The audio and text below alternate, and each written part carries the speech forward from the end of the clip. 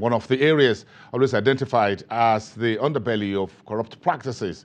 So the Bureau of Public Procurement, the agency of the government, the responsible for contracts and others, put all their officers together to discuss the way forward. And now they brought the Economic and Financial Crimes Commission into the mix to make sure that no one who is getting procurement deals with the government or contract would misbehave. Let's take a listen to what some of the directors of the Bureau of Public Procurement, BPP, has to say, as well as the EFCC. Take a listen.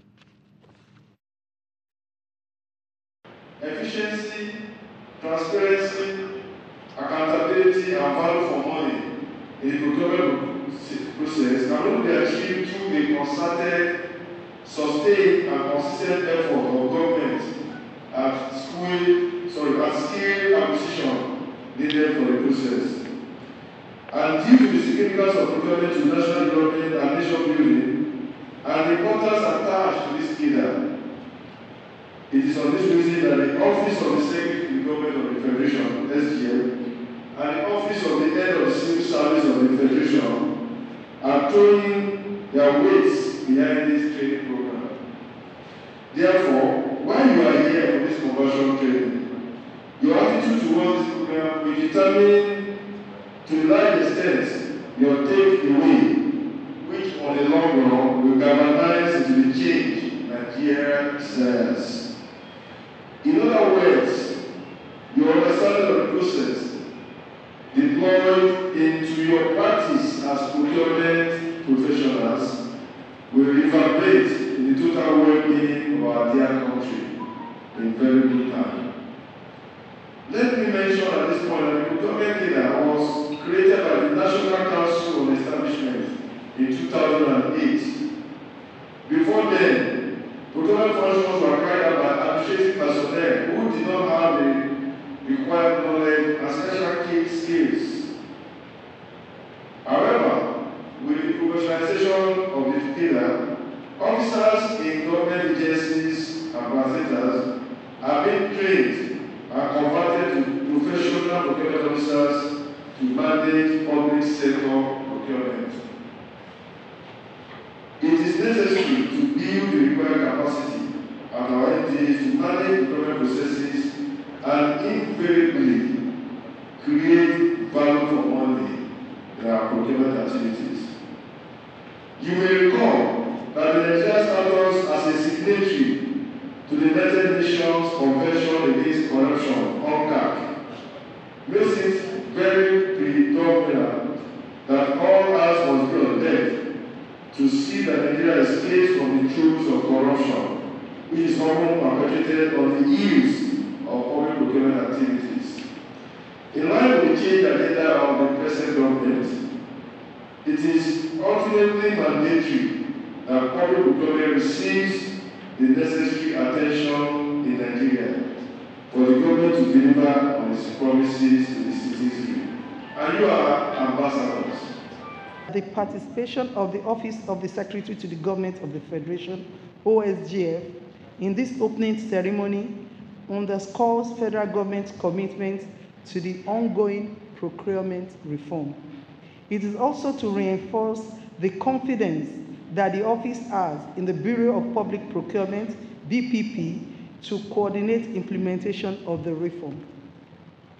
Indeed, let me use this opportunity to remind all participants and stakeholders that it was in the spirit of this commitment that the Federal Ministry of Justice was designated as the lead ministry by the Bureau for the National Database for the implementation of the registration, categorization, and classification of current and intended contractors, consultants, and service providers to government and its agencies. The objective is to ensure that only competent and capable firms are selected to tender for government contracts. This will also ensure transparency in contractors' pre-qualification and selection processes, and hence minimize the incidence of collusion and disappearance of contractors after collection of mobilization fees. Remarkably, The importance that BPP attaches to this training shows its disposition to align with government priorities. You will all agree with me that this administration has an unwavering commitment to ensure transparency and accountability in the discharge of its duties in every sector of the economy. In fact, the concern in line with the change agenda subsumes zero tolerance to corruption in its entirety.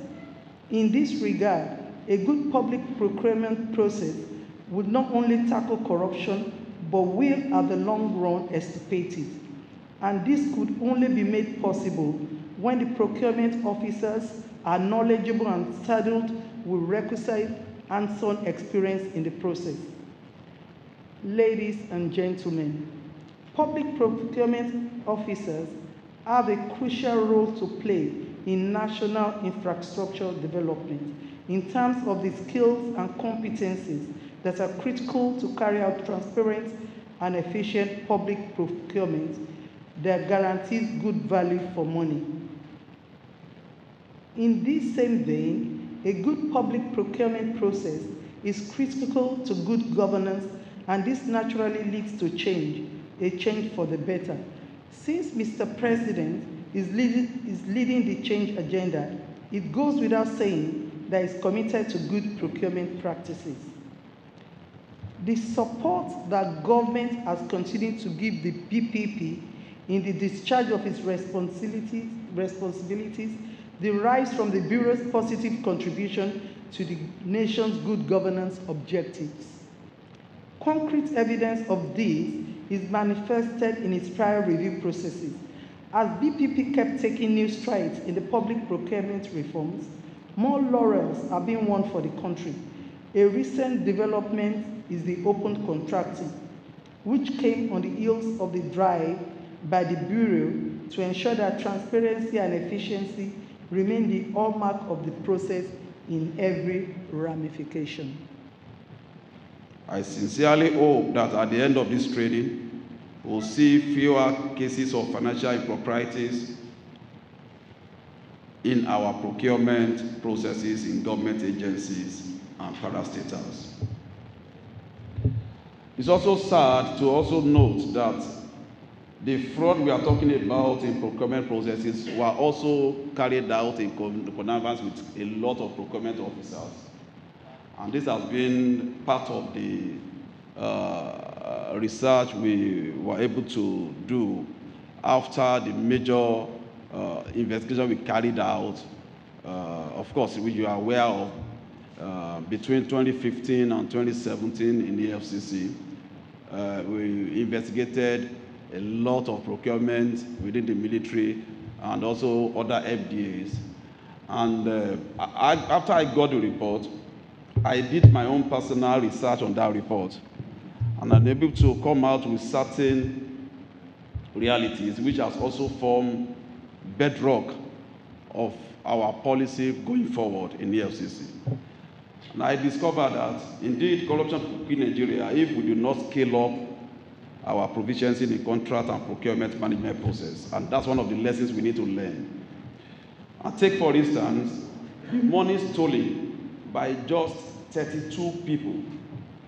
Now, when I say people, I also mean human beings and other legal entities, individuals and corporate bodies, just 32.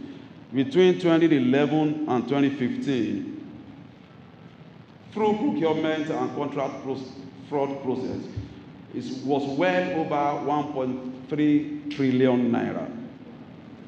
Now, this is the catch. 1/3 of this money, using World Bank rates and costs, could have comfortably been used to construct 635.15 kilometers of roads. Lagos, between Lagos and Ibadan, I'm not sure we have up to 200 kilometers.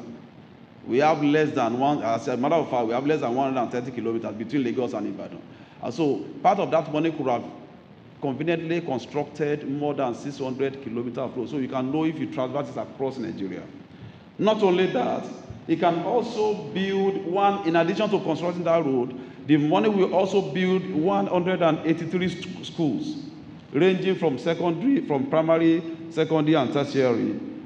It can also, part of it can also educate about 3,974 children from primary to tertiary level at the cost of 25.24 million per child. In addition to that, in addition to giving us all that, it will also give us about 20,062 units